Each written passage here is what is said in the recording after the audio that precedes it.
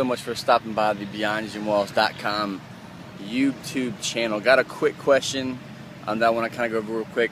A dude asked me the other day, when do you know that you've done enough mobility? And when I talk about mobility, I mean foam rolling, lacrosse ball usage, stuff like that. Not necessarily range of motion, like stretching per se, but just more of mob stuff. And I was like, a guy told me one time, a long time ago, that our bodies naturally isn't supposed to feel pain really when doing foam rolling and lacrosse balling, different kind of trigger points and stuff. Our bodies should feel great. It should be relaxed enough, no knots. But obviously we don't live in a perfect world, so we get knots, we get tight, we get things in the areas that we don't really kind of work out enough that get painful. So when you do use that foam roller, you do use that lacrosse ball, you feel pain.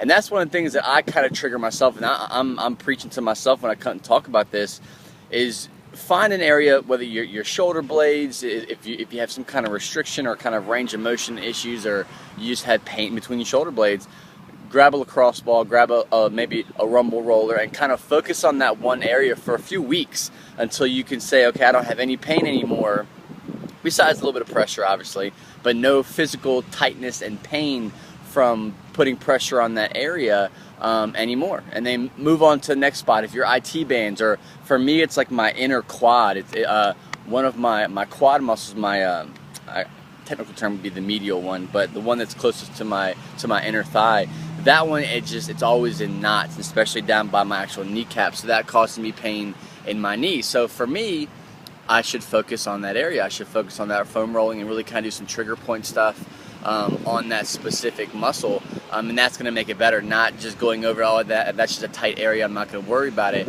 but working that place out over and over and over until that pain is gone.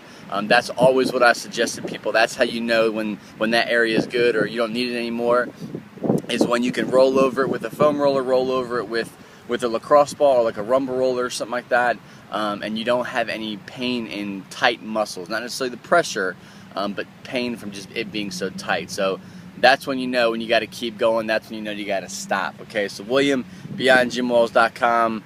Grab something and start mobbing it out and figure out what hurts and what doesn't. All right, peace.